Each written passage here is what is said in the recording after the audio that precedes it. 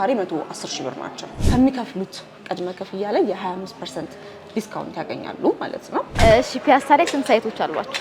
እያስገነባን የምንገኘው አፓርትመንት G+21 ነው ማለት ነው። ከሱ በተጨማሪ 100% ለሚከፍል ደንበኛ ወደ 4 ሚሊዮን 197 ሺህ ብር ዲስካውንት ያገኛል። ከሎኬሽን አኳያ ለፒያሳ፣ ለ4 ኪሎ፣ ለሜክሲኮ ለተለያዩ ሴንተር ቦታዎች አማካኝ ቦታ ላይ የሚገኝ ነው።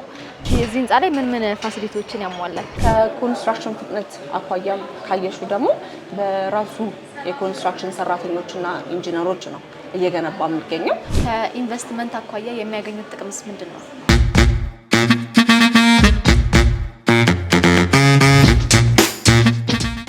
ሰላም የኑር ሪቪው ቤተሰቦቻችን እንዴት አላችሁ? ወደ ቀድሞ ሰፈራችሁ መመለስ የምትፈልጉ እንዲሁም ደግሞ ፒያሳ ላይ የመኖሪያ አፓርትመንቶችን ማግኘት ለምትፈልጉ አንድ ቆንጆ የመኖሪያ አፓርትመንት ለሽያጭ ወጣል። እስኪ ማን ነው የሚለውን ደግሞ አንድ ላይ እናያለን። እኔ ቤዛይት ነኝ። ቻናላችን ኑር ሪቪው ነው። አብራችን ቆዩ።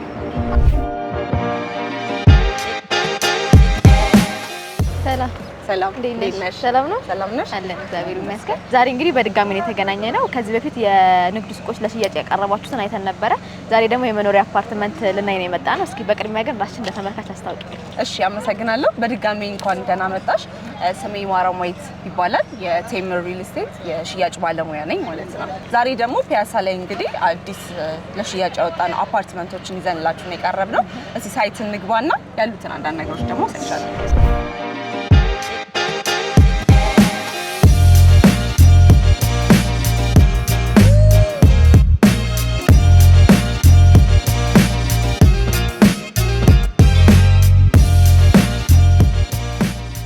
እሺ ፒያሳ ላይ ስንት ሳይቶች አሏችሁ? እንደሚታወቀው ድርጅታችን ቴምር ሪል ስቴት ከተማዋ ላይ ሴንተር የሚባሉ ቦታዎች ላይ ብዙ ሳይቶች አሉት። ለዛሬው ግን እንግዲህ ፒያሳ ያለው ሳይታችን ነው የማስጎበኘሽ ማለት ነው።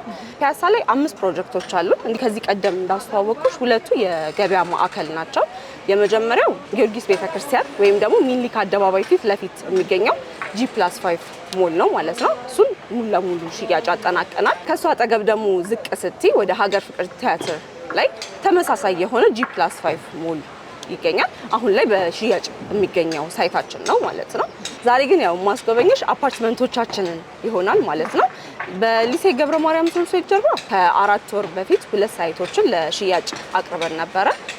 ሙሉ ለሙሉ ሽያጮቻቸው ተጠናቀዋል ማለት ነው። እነሱ እንግዲህ ዛሬ ደግሞ ሊሴ ላይ የመጨረሻ የሆነ ሳይታችን ነው ይዤልሽ የቀረብኩት ማለት ነው። እሺ አሁን እነዚህ ህንፃ ላይ ምን አማራጮች አሏችሁ? እነዚህ ሳይቶቻችን ላይ ከባለ 1 እስከ ባለ 3 አማራጮችን ነው ያቀረብነው። ከዚህ ቀደም ባለ 1 መኝታ ሲጠይቁ ለነበሩ ደንበኞቻችን እንዲሁም ደግሞ ከቀድሞ ሳይታችን ላይ ያመለጣቸው ደንበኞችን የባለ 1 መኝታ አማራጭ ይዘላቸው ቀርበናል ማለት ነው። ወደ ካሬ አማራጮቹ ደግሞ ስመጣለሽ ባለ 1 63 ካሬ፣ ባለ 2 86 ካሬ፣ ባለ 3 ደግሞ ከ114 እስከ 146 የካሬ አማራጮች አሉት ማለት ነው። እዚህ ህንፃ ላይ ምን ፋሲሊቲዎችን ያሟላል? መልካም እንግዲህ የሚያሟላቸው ፋሲሊቲዎች እያስገነባን የምንገኘው አፓርትመንት G+21 ነው ማለት ነው። አንድ ቤዝመንት አለው እስከ 2ኛ ድረስ ሙሉ ለሙሉ ፓርኪንግ በቂ የሆነ የፓርኪንግ አገልግሎት አለው ማለት ነው። ቴራስ አለው ከላይ ለተለያየ አገልግሎቶች ፕሮግራሞች የሚሆን ቴራስ አለው። ከሱ በተጨማሪ 2 ስታንድ ባይ ጀነሬተር አለው። በቂ የሆነ ደግሞ የውሃ ታንከሮች አሉት። ጂምናዚየም አለው። ጋርቤጅ ሹተር አለው። ከሱ በተጨማሪ እንግዲህ ከተማችን ላይ የኤሌክትሪክ መኪናዎች በጣም እየተስፋፉና ለሱ የሚሆን ደግሞ የቻርጂንግ ቦታዎች አሉት ማለት ነው። እነዚህ ማለት ጋራ መገልገያ የምንጠቀሙባቸው ናቸው። ወደ ውስጥ ላይ ወደ አፓርትመንቶቹ ደግሞ ስንመጣ ለምሳሌ ባለ 3 መኝታውን ስናየው አንድ የሳሎን ይኖረዋል፣ አንድ ማስተር ቤድሩም እና ማስተር ባዝሩም ይኖረዋል ማለት ነው። 2 ክፍሎች አሉት። ተጨማሪ 2 መኝታ ክፍሎች አሉት። የጋራ መታጠቢያ ያለው ኦፕን እና ክሎዝድ የሆነ ኪችን አለው። ባልከኒ ይኖረዋል። ባልከኒዎቹ በኪችኑ በሊቪንግ ሩሙና በመኝታ ቤቶቹ በኩል ቆንጆ ቪው የሚኖራቸው ማለት ነው። ከሱ በተጨማሪ አንድ ደግሞ እንደ ሜድሩም ወይ እንደ ስቶር መገልገል የሚችሉበት ተጨማሪ 4ኛ ክፍል ይኖረዋል ማለት ነው። ይሄ ውስጡ የሚያሟላው ነው። አካባቢውን ደግሞ ስንመለከት የመጀመሪያው ሎኬሽን ነው። ከሎኬሽን አኳያ ለፒያሳ፣ ለ4 ኪሎ፣ ለሜክሲኮ ለተለያዩ ሴንተር ቦታዎች አማካኝ ቦታ ላይ የሚገኝ ነው። በዙሪያው ደግሞ እንደ ትምህርት ቤቶች፣ የገበያ ማዕከሎች፣ የሃይማኖት ተቋማት፣ ሆስፒታሎችና የግልና የመንግስት ደግሞ ተቋማቶች ይገኙበታል ማለት ነው። ከቪው አኳያ ደግሞ የምታየው ከሆነ እንደ ወዳጅነት ፓርክ፣ አንድነት ፓርክ፣ ሸራተን አዲስ፣ ሞናርክ በሁሉም ሳይድ ቆንጆ የሆነ ቪው አለው ማለት ነው። ከሴፍቲ አኳያ የምታየው ከሆነ እንደ ኢኖቬሽን ሚኒስቴር፣ ኢሚግሬሽን በዋነኝነት ደግሞ የዲፕሎማት ልጆች የሚማሩበት ደግሞ ሊሴ ገብረ ማርያም ትምህርት ቤት አለና ከሱም ደግሞ ከሴፍቲ አኳያ ቆንጆ ቦታ ነው ማለት ነው። ስለዚህ ነዋሪዎች መጥተው እዚህ ምንም የሚያጡት ነገር እንደሌለ አይቻለሁ። እስኪ ዋጋውና ያከፋፈሉን ነገር ደግሞ ብትነግሪኝ። እሺ፣ ዋጋዎችና አከፋፈሎቻችን ወደ ኦፊስ ሄደን ቴምር እየበላን ደግሞ እናወራቸዋለን።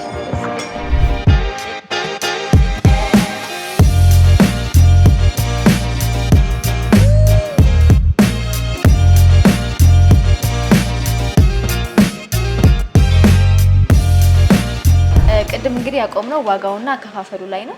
ዋጋውና በምን ያህል ጊዜ እንደሚከፈል እስኪ ንገሪኝ። ወደ ዋጋችን ስንመጣ ሁለት አይነት የዋጋ አማራጮች ነው አሁን ላይ ያሉ።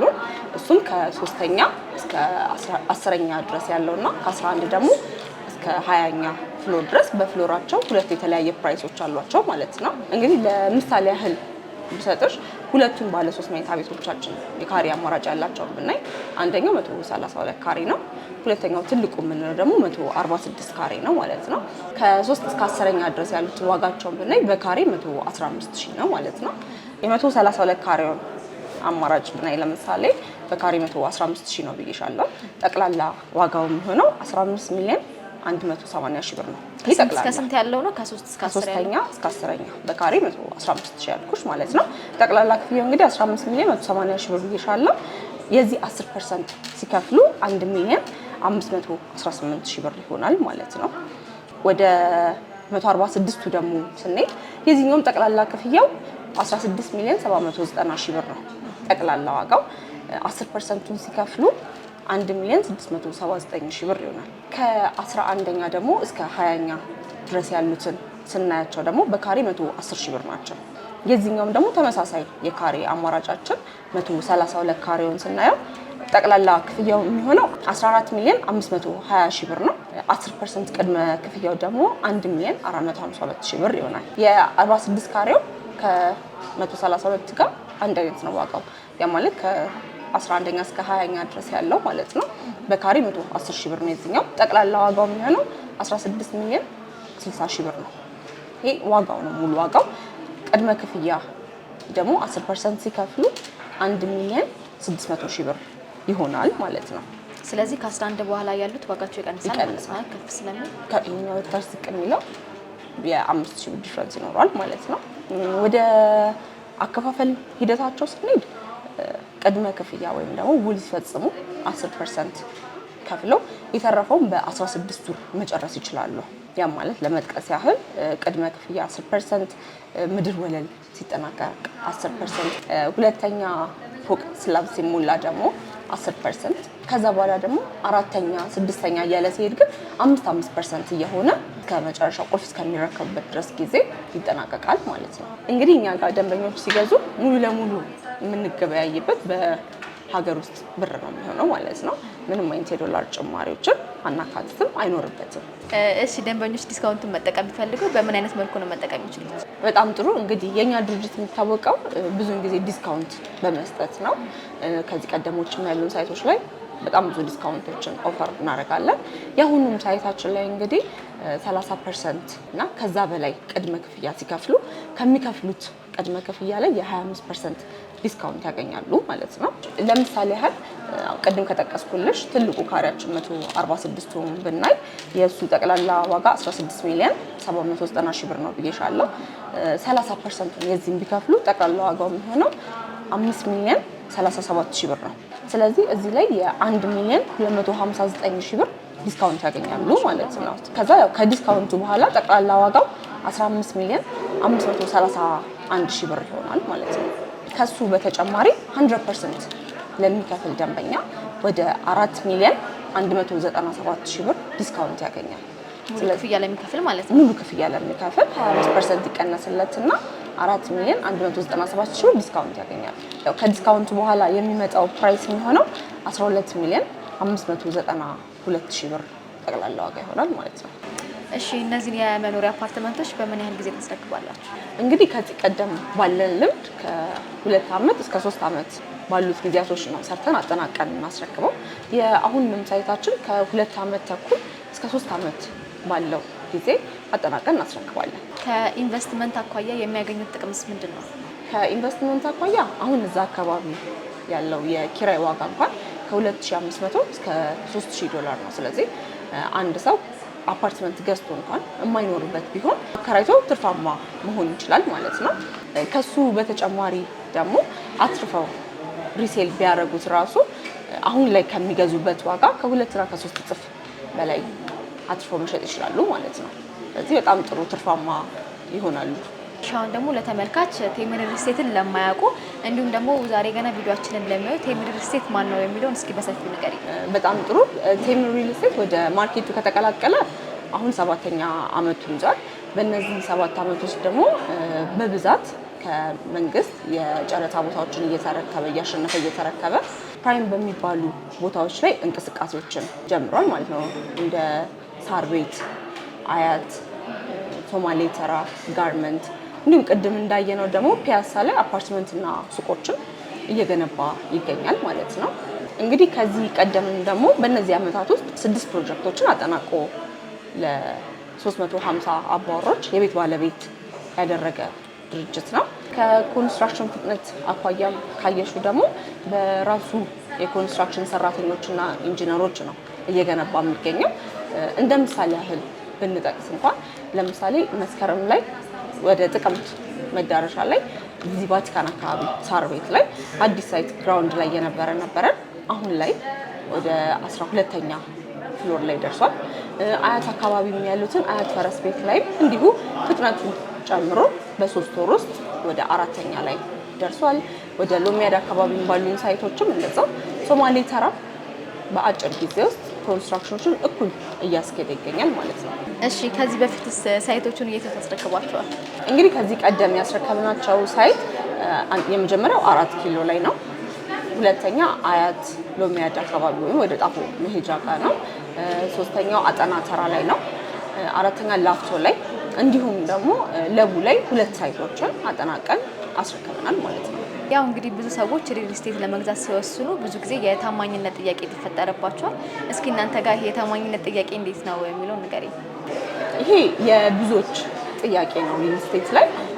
እኛን ከነሱ ለየት የሚያደርገን የመጀመሪያው ነገር ከዚህ ቀደም በነበሩ ፕሮጀክቶች ላይ በሰዓቱ ማስረከባችን እንዲሁም ደግሞ የምንም አይነት የገንዘብ ጭማሪዎችን አለማድረጋችን ከዚህ ቀደም የገዙን ደንበኞቻችን ምስክሮች ይሆኑናል ማለት ነው። ሁለተኛው የአከፋፈል ሁኔታችን ነው። ያ ማለት አንድ ደንበኛ የሚከፍለው ፕሮግረስ ቤዝድ ነው ማለት ነው። ፕሮግረስ ቤዝድ ሲሆን ደግሞ ድርጅታችን በራሱ ወጪ ይገነባና ከዛ በኋላ ደንበኛ ያንን መሰራቱን አይቶና አረጋግጦ የሚከፍል ይሆናል ማለት ነው። ያው ሶስተኛው ደግሞ አሁን ላይ ከወጣው ከኮሪደር ልማት ጋር እኛ የምንሰራቸው አፓርትመንቶች ከኮሪደር ልማት ጋር የተያያዙ ናቸው። ያ ማለት በሰዓቱ ማናስረክብ ከሆነ መንግስት በራሱ የመጀመሪያው ቅጣት እስከ 100 ሚሊዮን ብር የሚደርስ ቅጣት ይጠብቀናል። ያ ለድርጅት በጣም ኪሳራ ነው የሚሆነው። ሁለተኛ ከኛ ላይ ተረክቦ ደግሞ ቀጥቶንም ከኛ ላይ ተረክቦ ለደንበኞቹ የሚያስረክብ ስለሚሆን ለደንበኞች በፍጥነት እናስረክባለን ማለት ነው። እሺ ከሀገር ውጭ ለሚገኙ ተመልካቾቻችን ከእናንተ ሪል ስቴት መግዛት ቢፈልጉ በምን አይነት መልኩ ማግኘት ይችላሉ? በተለያየ ሀገር የሚገኙ የቴምር ሪል ስቴት ደንበኞቻችን ውል መፈጸም ሲፈልጉ ወይም ደግሞ ከኛ ግዢ ሲያደርጉ በዲኤችኤል ውሉን ልከንላቸው በራሳቸው ስም እዛው ባሉበት ፈርመው ጨርሰው መላክ ይችላሉ ማለት ነው። እንዲሁም ደግሞ ተወካይ እዚሁ ሀገር ውስጥ ላላቸው ደግሞ ተወካዮቻቸው እኛ ጋር ኮንታክት አድርገው በተወካዮቻቸው መሰረት መጨረስ እንችላለን ማለት ነው። እንዲሁም ደግሞ ሀገር ውስጥ ለሚገኙ ደንበኞቻችን ከስር በምናስቀምጥላቸው ስልኮች እየደወሉልን ኮንታክት አድርገው ቢሮአችን መጥተው ሁሉ መጨረስ ይችላሉ ማለት ነው። በስተመጨረሻ ማስተላለፍ የምትፈልጊው ነገር ካለ እስኪ? እንግዲህ በስተመጨረሻ ማለት የምፈልገው ይሄንን ለሚመለከቱ ደንበኞቻችን ያሉን ስቶኮች በጣም ጥቂት ናቸው፣ አፓርትመንት ላይ ሱቅ ላይ።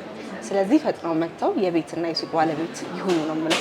እንግዲህ ተመልካቾቻችን በዛሬው ቪዲዮአችን ቴምር ሪል ስቴት ተገኝተን ያደረግነው ቆይታ ይሄንን ይመስላል። እናንተም እንግዲህ እየመጣችሁ የሱቅና የመኖሪያ ቤት አፓርትመንቶችን የራሱ አድርጉ እንላለን። እኔ ያደረኩት ቆይታ ይሄንን ይመስላል። እኔ ቤዛ ነኝ። ቻናላችን ነው ሪቪው ነው። ሰብስክራይብ ማድረግ እንዳትረሱ። እናመሰግናለን።